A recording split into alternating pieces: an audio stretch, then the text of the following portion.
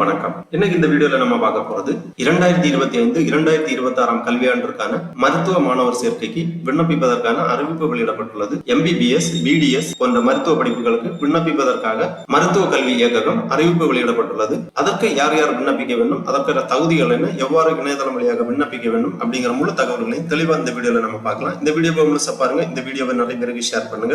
மனித சேவை சேனலை சப்ஸ்கிரைப் பண்ணாதவங்க சப்ஸ்கிரைப் பண்ணி பெல் ஐகானையும் பிரஸ் பண்ணுங்க. 2025 நீட் தேர்வு எழுதிய மாணவர்களுக்கான தேர்வு முடிவுகள் ஜூன் 14 அன்று வெளியிடப்படும் என்று தேசிய தேர்வு முகமை அறிவிப்பு வெளியிடப்பட்டுள்ளது. மருத்துவ படிப்புகளான MBBS மற்றும் BDS படிப்புகளுக்கு இணையதளம் வழியாக விண்ணப்பிக்கலாம் என்று அறிவிப்பு வெளியிடப்பட்டுள்ளது. நீட் தேர்வு எழுதிய மாணவர்களுக்கு தேர்வு முடிவுகள் வெளியிடப்பட்டவன் அவர்களும் விண்ணப்பிப்பதற்காக கால அவகாசம் வழங்கப்படும் என்றும் அறிவுறுத்தப்படுகிறது. மருத்துவ படிப்புகளான MBBS மற்றும் BDS படிப்புகளுக்கு இணையதளம் வழியாக விண்ணப்பிப்பதற்காகவும் அதை பற்றிய முழு தகவல்களை தெரிந்து கொள்வதற்காகவும் இந்த வெப்சைட் ஓபன் பண்ணிக்கோங்க. www.tnmedicalselection.net. இந்த வெப்சைட்டோட லிங்க் நான் டிஸ்கிரிப்ஷன்ல கொடுக்கிறேன். இதுதான் selection committee, directorate of medical education and research. இந்த இணையதளத்தில் தான் மருத்துவ படிப்புகளுக்கு விண்ணப்பிப்பதற்கான வழிவகை செய்யப்பட்டுள்ளது. இந்த வெப்சைட் ஓபன் பண்ணா இதுல நிறைய தகவல்கள் எல்லாமே கொடுக்கப்பட்டிருக்கும். இதுலயே UG courses, PG courses, PMC courses இருக்கு. நம்ம பார்க்க போறது UG கோர்சஸ். இதுல நீங்க கிளிக் பண்ணீங்கன்னா இந்த மாதிரி MBBS, BDS அப்படி கொடுத்திருப்பாங்க. இதுல கிளிக் பண்ணிக்கோங்க. உடனே இந்த மாதிரி நோட்டிபிகேஷன் கொடுத்திருப்பாங்க. பலதரப்பட்ட நோட்டிபிகேஷன் இருக்கு. Notification 1, kind attention to the candidate who are applying for MBBS, BDS 2025-26. அப்புறமா நோட்டிபிகேஷன் 2 இருக்கு. Kind attention to the candidate who are applying for MBBS, BDS 2025-26 section. அப்புறமா நோட்டிபிகேஷன் 3, நோட்டிபிகேஷன் 4 எல்லாமே கொடுத்திருக்காங்க. Procedure for applying for online application MBBS, BDS courses 2025-26. Prospectus இருக்கு. Prospectus for admission to MBBS, BDS degree courses in Tamil Nadu government medical colleges and dental colleges, government quota seat in self financing medical college and dental college, ESIC medical college, KK Nagar, Chennai, அப்ளிகேட்டட் to the Tamil Nadu doctor MGR university and state private universities. அதன் பிறகு prospectus for admission to MBBS, BDS degree courses in under management quota including minority NRI seat in self financing medical colleges and dental colleges, Tamil Nadu affiliated to the Tamil Nadu doctor MGR medical university and state private universities அந்த மாதிரி கொடுத்திருக்காங்க. இந்த ப்ராஸ்பெக்டஸ்ல நீங்க click பண்ணீங்கன்னா இந்த மாதிரி PDF ஃபார்மேட்ல file ஒன்று open ஆகும். இதுல இந்த மெடிக்கல் செலக்ஷன், அதாவது மருத்துவ கல்விக்கு விண்ணப்பிப்பது குறித்த முழு தகவல்களுமே கொடுக்கப்பட்டுள்ளது. இந்த ஃபைல் 131 பக்கங்களை கொண்டது. இதுல முழு தகவல்களுமே கொடுக்கப்பட்டுள்ளது. இம்பார்ட்டன்ட் டேட் கொடுத்திருக்காங்க. Date of notification 6/6/2025.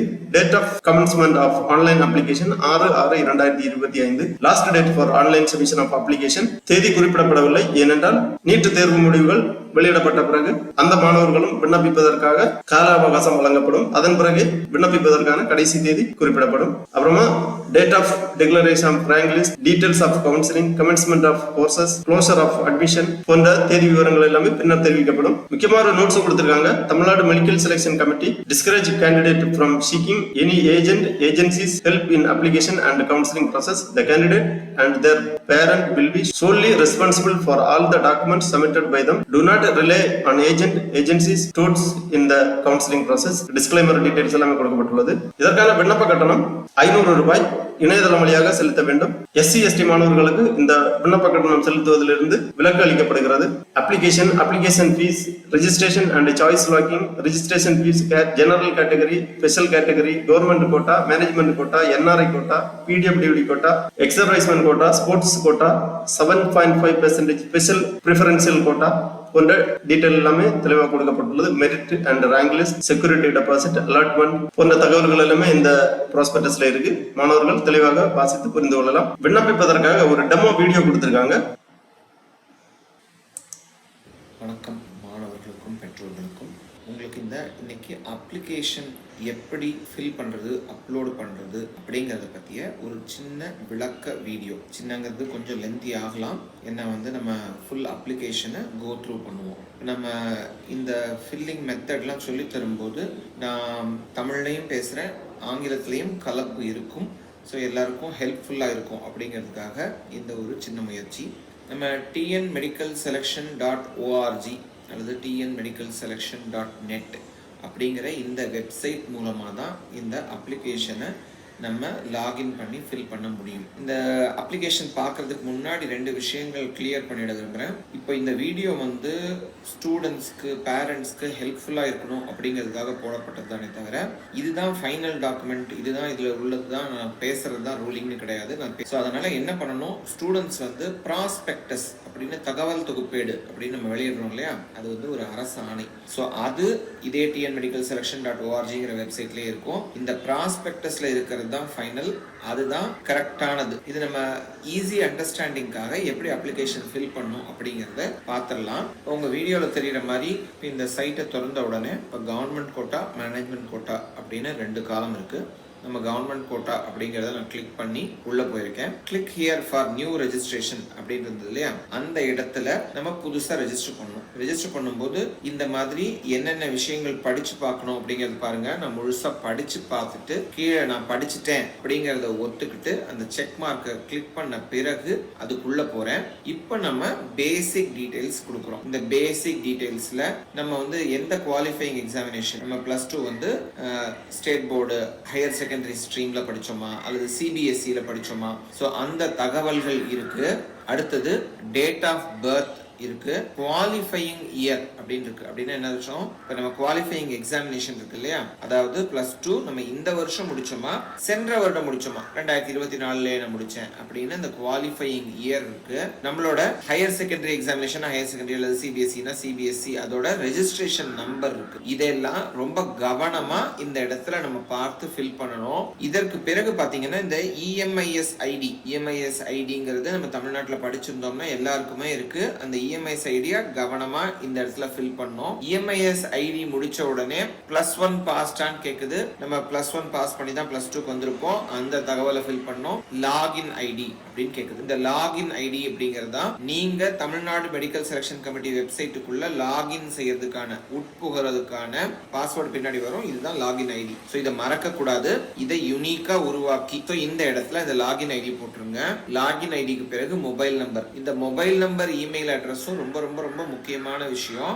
இந்த மொபைல் நம்பர் இமெயில் அட்ரஸ்ல தான் உங்களுக்கான இப்போ நீங்க அப்ளிகேஷன் போடும்போது ஓடிபிஸ் வரும், அக்கவுண்ட் நம்பர் கொடுத்து பே பண்ணும்போது அதற்கான ஓடிபி வரும், நீங்க கவுன்சிலிங் ஸ்டேஜ்ல மறுபடியும் லாகின் பண்றதுக்கு இதுல தான் ஓடிபி வரும். அதனால இந்த மொபைல் நம்பர், ஸ்டூடெண்டோட மொபைல் நம்பர், ஸ்டூடெண்ட்டுக்கு தனியா மொபைல் இல்லைன்னா அவங்க பேரண்டோட பொறுப்பான நபரோட மொபைல் நம்பர், யாராவது ஒரு ரேண்டம் பர்சன் அல்லது நம்ம போய் ஒரு ப்ரௌசிங் சென்டர்ல ஃபில் பண்றோம்னா அந்த அவங்களோட நம்பர் அந்த மாதிரி எல்லாம் ஃபில் பண்ணாம நம்ம யூஸ் பண்ற ரெகுலரான mobile number user ID create பண்றதுக்காக கொடுத்துடணும். இப்போ மொபைல் நம்பர் இமெயில் ஐடி கொடுத்த பிறகு பாத்தீங்கன்னா பாஸ்வேர்டு கிரியேட் பண்ண சொல்லும். சோ இதற்கான இந்த வெப்சைட்டுக்கு லாகின் பண்றதுக்கான யூனிக் ஐடி, சோ ஐடி கொடுத்துட்டோம். இப்போ பாஸ்வேர்டு கொடுக்கணும். சோ பாஸ்வேர்டு கொடுத்த பிறகு பேர் என்டர் பண்ணோம். இது நம்மளோட மார்க் ஷீட்ல இருக்கிற மாதிரியான கரெக்டான ஸ்பெல்லிங் மிஸ்டேக் இல்லாத பேரா இருக்கும். ஏன்னா இந்த பேர் தான் நமக்கு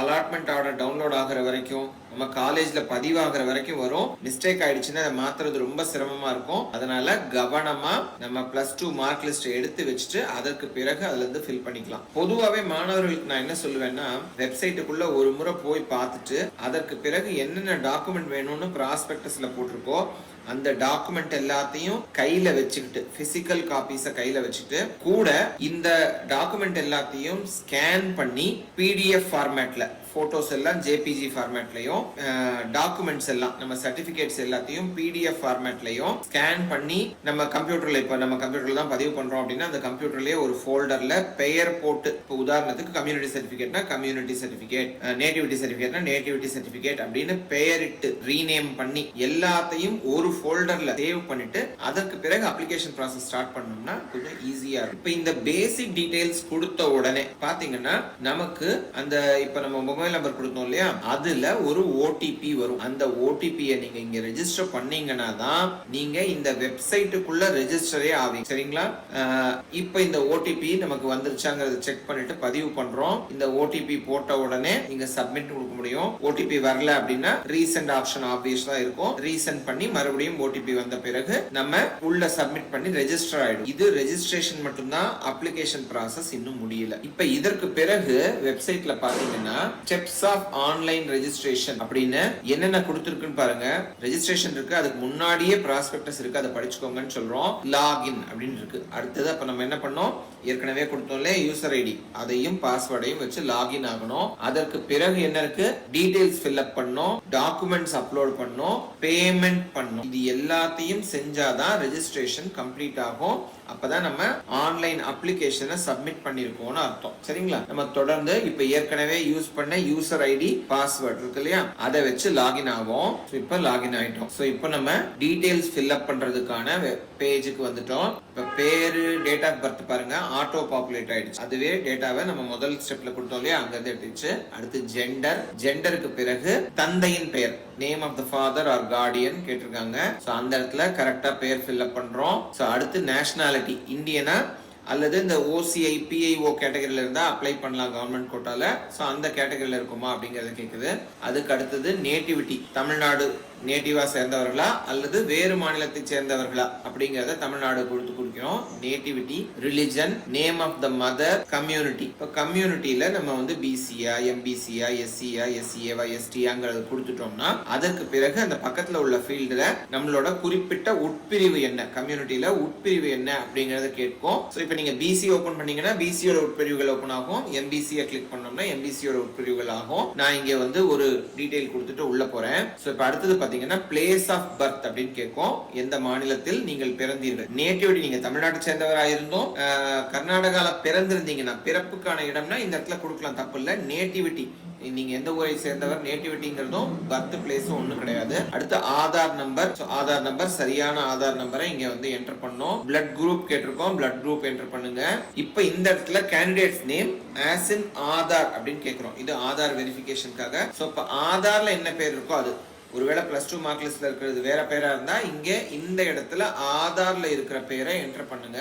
இதுக்கு அடுத்தது கம்யூனிட்டி சர்டிபிகேட்டோட இன்ஃபர்மேஷன். நம்ம குறிப்பா நமக்கு சலுகை வேணும்னா, அதாவது கம்யூனிட்டி பேஸ்ட் ரிசர்வேஷன் வேணும்னா இந்த கம்யூனிட்டி சர்டிபிகேட் இன்ஃபர்மேஷனை கரெக்டா ஃபில் பண்றது ரொம்ப முக்கியம். சோ கரெக்டா நம்ம அந்த நம்பர், எந்த இடத்துல இருந்து இஷ்யூ செய்யப்பட்டது, இஷ்யூயிங் அத்தாரிட்டி யாரு, சோ இப்ப நம்ம ஆர்டிஓவா, தாசில்தாரா, யார் இஷ்யூ பண்ணாங்க, கம்யூனிட்டி சர்டிபிகேட்டோட நம்பர் என்ன, சோ டேட் ஆஃப் இஷ்யூ என்ன, இது எல்லாத்தையும் அதுல என்டர் பண்ணோம்னா நம்ம இந்த டீடைல்ஸ் கம்ப்ளீட் பண்ணிட்டோம். இதற்கு அடுத்து அட்ரஸ் டீடைல்ஸ். அட்ரஸ்ல 2 அட்ரஸ் கேட்டிருக்காங்க. கம்யூனிகேஷன் அட்ரஸ், நமக்கு ஏதாவது ஒரு வகையில தேவைப்பட்டால், பொதுவாக எந்த இண்டிவிஜுவல் பர்சனல் கம்யூனிகேஷனும் தமிழ்நாடு மெடிக்கல் செலக்ஷன் கமிட்டில இருந்து வராது, எல்லாமே வெப்சைட் மூலமா தான் நடக்கும்.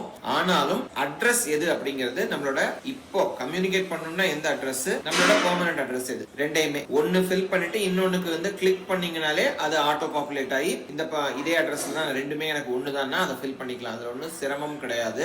அடுத்தது ஸ்பெஷல் கேட்டகரி இன்ஃபர்மேஷன். ஸோ நம்ம வந்து இந்த ஏதாவது ஸ்பெஷல் கேட்டகரிஸ்ல வர்றோமா, அதாவது ஸ்போர்ட்ஸ் அதுல உள்ளவங்களா, மாற்றுத்திறனாளிகளா அல்லது எக்ஸ் சர்வீஸ்மென் முன்னாள் ராணுவத்தினர் கேட்டகரியில வருமா, அல்லது இந்த ஐஆர்டி எனப்படும் ரோட் டிரான்ஸ்போர்ட் கார்பரேஷனை சேர்ந்தவர்களா, இந்த இன்ஃபர்மேஷன் கொடுத்துட்டு சேவ் அண்ட் ப்ரொசீட் கொடுத்து அடுத்த ஸ்டெப்புக்கு போறோம். இந்த சேவ் அண்ட் ப்ரொசீட் கொடுக்கிறதுக்கான காரணம் என்னன்னா, இந்த ஒரு ஸ்டெப்லயும் உள்ள இன்ஃபர்மேஷனை நீங்க திரும்ப ரீஃபீட் பண்ண தேவையில்ல. ஒருவேளை நடுவில் வந்து ஏதாவது கட் ஆயிடுச்சு, இன்டர்நெட் கட் ஆயிடுச்சுன்னா இந்த இன்ஃபர்மேஷன் சேவ் ஆயிடும். அதற்காக இந்த ஸ்டெப்புகள் இருக்கு. இதற்கு பிறகு பார்த்தோம்னா நம்ம 6th ல இருந்து +2 வரைக்கும் படிச்சதுக்கான இன்ஃபர்மேஷன். சோ இப்போ நம்ம வந்து கவர்மெண்ட் ஸ்கூல்ல படிச்சோமா இல்லையா அப்படிங்கிறது முக்கியமா இங்க கொடுக்கணும்.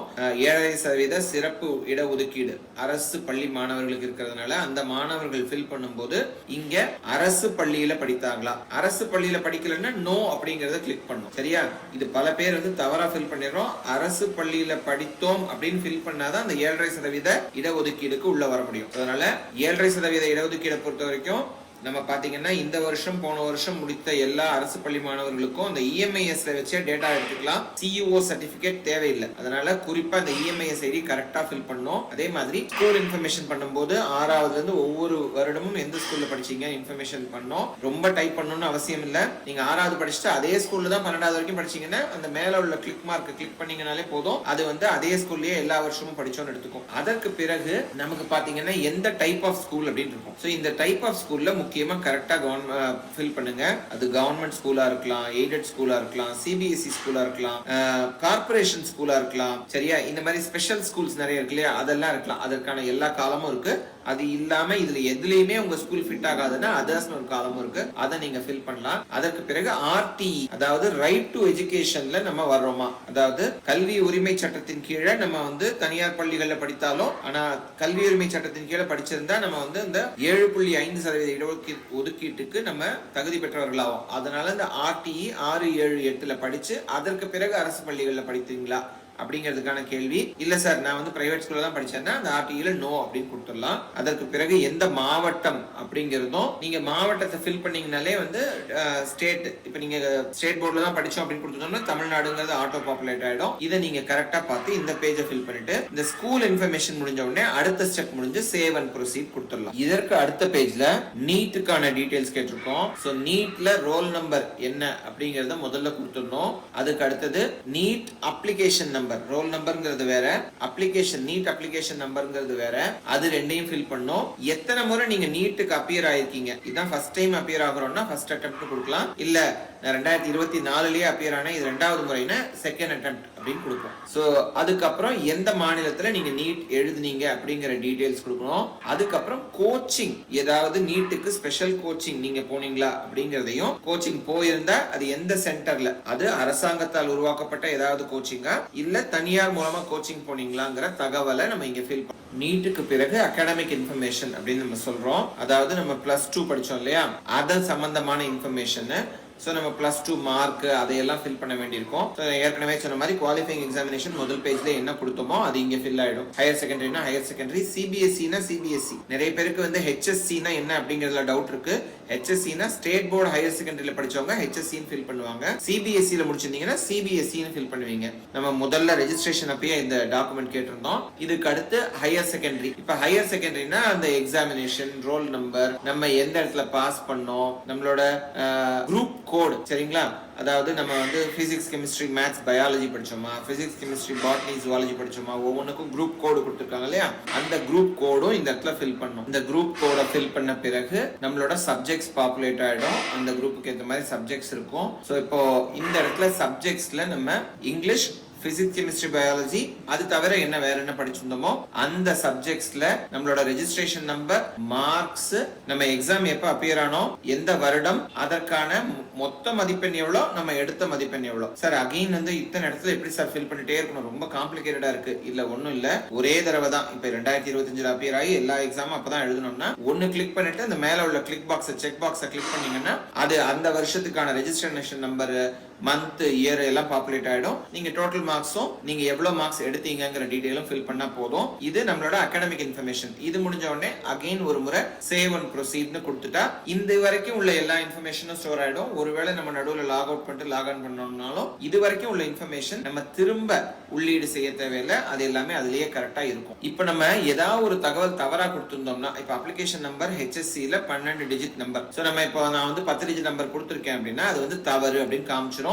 நம்ம அந்த இடத்துல போயிடணும். இதற்கு அடுத்தது அடிஷனல் இன்ஃபர்மேஷன் கேக்குறோம். இங்க வந்து மதர் டங், தங்களோட தாய்மொழி என்ன, நம்மளோட நேட்டிவ் என்ன, நம்ம எங்க வசிக்கிறோமோ அது வந்து வில்லேஜ் பஞ்சாயத்தா, டவுன் பஞ்சாயத்தா, மாநகராட்சியா அப்படிங்கறத கேக்குறோம். அப்புறம் எந்த மீடியம் ஆஃப் இன்ஸ்ட்ரக்ஷன், நம்ம தமிழ் மீடியம் படித்தோமா, ஆங்கில மீடியம் படித்தோமா, வேற ஏதாவது மொழி பயிற்று மொழியா படித்தோமா அப்படிங்கறத கேக்குறோம். அடுத்தது ஸ்கூலோட சிவிக் ஏரியா அப்படின்னா என்ன அர்த்தம், நீங்க படிச்ச ஸ்கூல் வந்து வில்லேஜ் பஞ்சாயத்துல இருந்துச்சா, டவுன் பஞ்சாயத்துல இருந்ததா. முதல்ல நம்ம வசிப்பிடம் எங்க இருந்தது, அடுத்தது நம்ம ஸ்கூல். நிறைய பேர் வில்லேஜ்ல படிப்போம், ஆனா பக்கத்துல உள்ள ஒரு டவுன் பஞ்சாயத்துல போயிட்டு ஸ்கூல்ல படிச்சிருப்போம். சோ அந்த இன்ஃபர்மேஷனை வந்து கரெக்டா கொடுக்கணும். அதுக்கப்புறம் பேரண்ட்ஸ் ஆக்குபேஷன், எந்த நேட்டிவ் டிஸ்ட்ரிக்ட், நமக்கு ஆனுவல் இன்கம் ஆஃப் பேரண்ட் என்னன்னு கேக்குறோம். இந்த இடத்துல பாத்தீங்கன்னா நம்ம மேனேஜ்மெண்ட் கோட்டாக்கும் அப்ளை பண்ண வேண்டும் அப்படின்னு விரும்பணும்னா கவர்மெண்ட் கோட்டாக்கும் போடுறோம், மேனேஜ்மெண்ட் கோட்டாக்கும் போடுறோம். ஏதாவது ஒண்ணுக்கு தனியா போடுறோம்னா முதல்லயே நம்ம கிளிக்ல செலக்ட் பண்ணிக்கலாம். ஆனா கவர்மெண்ட்ல போடுறேன் சார், ஆனா மேனேஜ்மெண்ட்டுக்கு நான் அப்ளை பண்றேன்னா இங்க நீங்க கிளிக் பண்ணீங்கன்னா உங்களோட இந்த டீடைல்ஸ் எல்லாம் திரும்ப கேட்காம, ஏன்னா இன்னொரு முறை போடுறோம் அந்த இடத்துல ஏதாவது தவறு பண்ணிடுவோங்கிறதுனால திரும்ப கேட்காம இதை அப்படியே அந்த டேட்டாவை எடுத்துக்கும். மேனேஜ்மெண்ட் கொடுத்தீங்கன்னா நீங்க இந்த 3 விஷயங்களை சொல்ல வேண்டியிருக்கும். அதாவது நீங்க என்ஆர்ஐயா, நீங்க ஏதாவது குறிப்பிட்ட ரிலிஜியஸ் அல்லது லிங்குவிஸ்டிக் மைனாரிட்டி கம்யூனிட்டியை சேர்ந்தவங்களா, அதாவது ரிலிஜியஸ் மைனாரிட்டி இன்ஸ்டிடியூஷன் தமிழ்நாட்டில் இப்போதைக்கு எம்பிபிஎஸ் பிடிஎஸ்ல கிறிஸ்டியன் மைனாரிட்டி இன்ஸ்டிடியூஷன் இருக்கு. ஸோ நீங்க இப்ப கிறிஸ்டியன் மைனாரிட்டியை கொண்டவங்களா, அதே மாதிரி லிங்குவிஸ்டிக் மைனாரிட்டியில தெலுங்கு அல்லது மலையாளம் மைனாரிட்டி இன்ஸ்டிடியூஷன்ஸ் இருக்கு. ஸோ நீங்க தெலுங்கு மைனாரிட்டி கிளைம் பண்றீங்களா மேனேஜ்மெண்ட் கோட்டாக்கு கீழே அப்படின்னா அந்த இடத்துல கிளிக் பண்ணோம். ஏற்கனவே நம்ம வந்து மதர் டங்கு மற்ற இடங்கள் எல்லாத்துலயுமே தமிழ்னு கொடுத்துருந்தோம்னா அது இங்க ஆட்டோமேட்டிக்கா இப்ப எனக்கு நடந்த மாதிரி என்ன ஆயிடும், நான் வந்து தமிழ்னு கொடுத்துருந்ததுனால இங்க தெலுங்குக்கு அதுவே மைனாரிட்டியில நோக்கு கிளிக் ஆயிடுச்சு. இதற்கு அடுத்து இந்த ஸ்டெப்பை சேவ் அண்ட் ப்ரொசீட் பண்ணிட்டு அடுத்த ஸ்டெப் போனோம்னா ரீஃபண்ட் பேங்க் டீடைல்ஸ்னு கேட்கும். என்ன சார் இது இங்க என்ன சார் பேங்க் டீடைல், நாங்க இன்னும் பணமே கட்டலையே. இந்த பேங்க் டீடைல் நீங்க கட்ட போற பணத்துக்காக மட்டும் இல்ல, செக்யூரிட்டி டெபாசிட் எனப்படும் காப்பீட்டு தொகை. நம்ம வந்து private college government quota seats போடணும்னாலோ அல்லது பிரைவேட் காலேஜ்ல மேனேஜ்மெண்ட் கோட்டா சீட்ஸ் போடணும்னாலோ அதற்கான சாய்ஸ் போடணும். அந்த சீட்டுக்கும் நான் வந்து கம்பீட் பண்ணும், அந்த சீட்டுக்கும் நான் அப்ளை பண்றேன் அப்படின்னா நீங்க பின்னாடி கவுன்சிலிங் அப்போ செக்யூரிட்டி டெபாசிட்னு ஒண்ணு கட்ட வேண்டியிருக்கும். இப்ப நம்ம போடுறது அப்ளிகேஷன் ஸ்டேஜ்.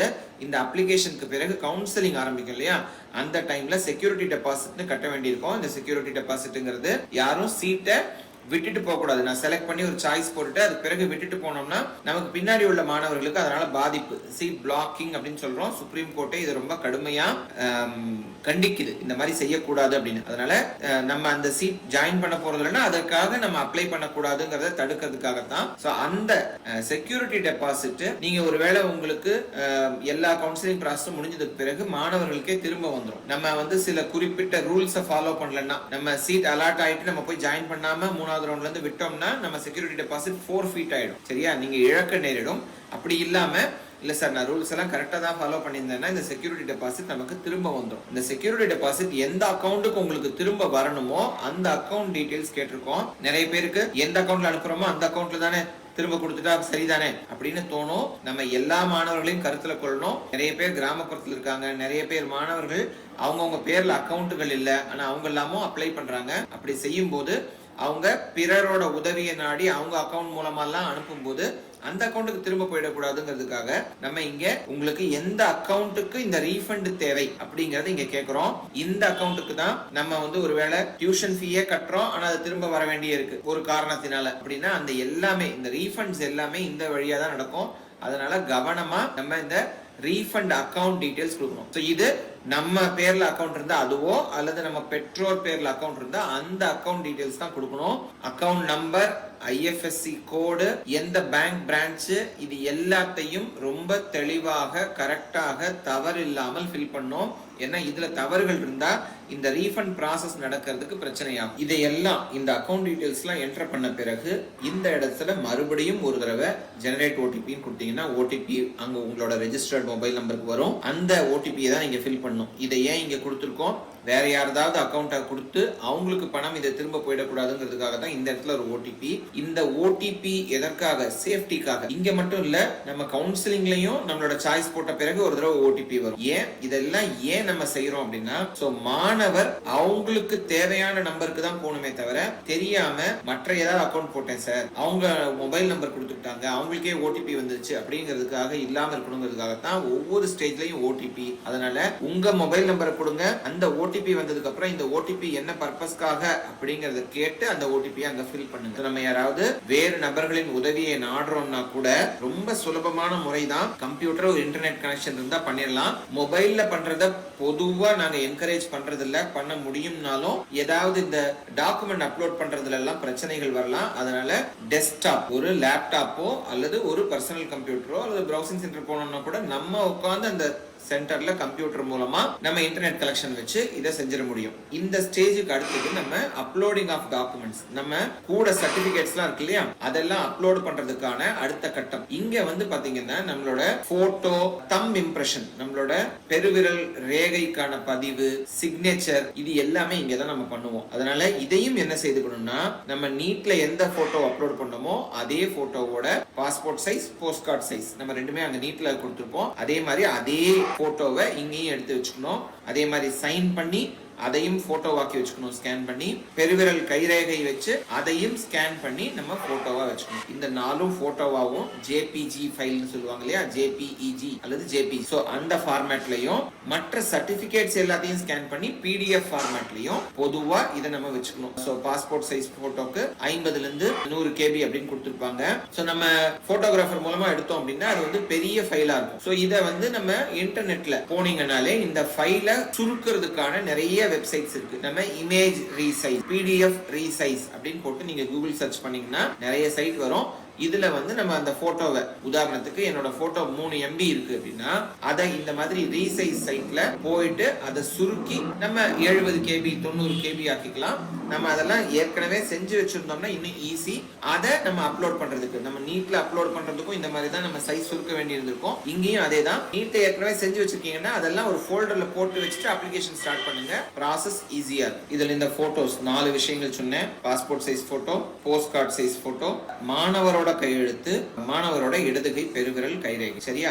சோ இதெல்லாம் அப்லோட் பண்ண பிறகு டாக்குமெண்ட்ஸ்க்கு போறோம். இந்த டாக்குமெண்ட்ஸ் பொறுத்த வரைக்கும் பாத்தீங்கன்னா நம்ம கீழே கொடுத்திருக்கிற எல்லா டாக்குமெண்ட்டும் 1 by 1 பிடிஎஃப்ல அப்லோட் பண்ணோம். 100% அப்லோடட். இந்த சைட்ல வந்து பாத்தீங்கன்னா click here to view the PDF அப்படின்னு வரும். அப்படின்னா தான் நம்மளுது அப்லோட் ஆயிடுச்சுன்னு அர்த்தம். எல்லாத்தையும் பொறுமையா செஞ்சுட்டு அதற்கு பிறகு நம்ம நெக்ஸ்ட் அப்படிங்கிற இந்த காலம் போனோம்னா, நெக்ஸ்ட் அப்படிங்கிறதுக்கு நீங்க செய்ததெல்லாம் சரியா இல்ல நீங்க அப்ளிகேஷனை சரி பார்க்கணுமா அப்படின்னு கேட்கும். எல்லா அப்ளிகேஷன்ல எல்லா விஷயங்களும் நம்ம ஃபில் பண்ணிட்டோம்னா நெக்ஸ்ட் அப்படிங்கிற இந்த கிரீன் பட்டனை நம்ம கிளிக் பண்ணலாம். ஏதாவது ஒரு சர்டிபிகேட்டை நம்ம அப்லோட் பண்றதை மிஸ் பண்ணிட்டோம்னா அது வந்து அங்கேயே மேல பிளாங்க் வந்துடும், நெக்ஸ்ட் பேஜுக்கு போகாது. அந்த சர்டிபிகேட்டை மேண்டேட்டரியான அந்த சர்டிபிகேட்டை அப்லோட் பண்ண பிறகுதான் நெக்ஸ்ட் போகும். நெக்ஸ்ட் போன பிறகு இந்த பேஜ் ரொம்ப முக்கியம். நம்ம அப்ளிகேஷனை இப்ப இவ்வளவு நேரம் இந்த காலமா ஃபில் பண்ணோம் இல்லையா, இதைத்தான் நம்ம அப்ளிகேஷன் காலமா ஃபில் பண்ணிருக்கோம். இதுதான் நம்மளோட ஃபார்ம்.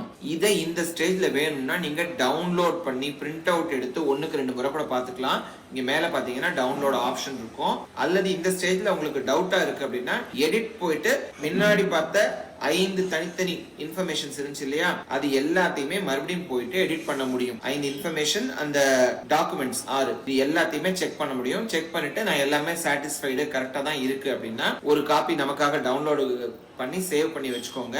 இங்க பாருங்க, டவுன்லோட் பண்ணி சேவ் பண்ணி வச்சுக்கோங்க. கீழே இருக்கிற இந்த செக் பாக்ஸை படிச்சு பாருங்க. நான் கொடுத்தது எல்லாத்தையும் உண்மைதான், இதுக்கு நான் தான் பொறுப்பு அப்படிங்கிறத நீங்க ஒத்துக்கிறீங்க. ஏன்னா இதுல ஃபேக் டாக்குமெண்ட் கொடுத்தோம்னா நமக்கு பனிஷ்மெண்ட்ஸ், தண்டனை இருக்குங்கிறத உணரணும்.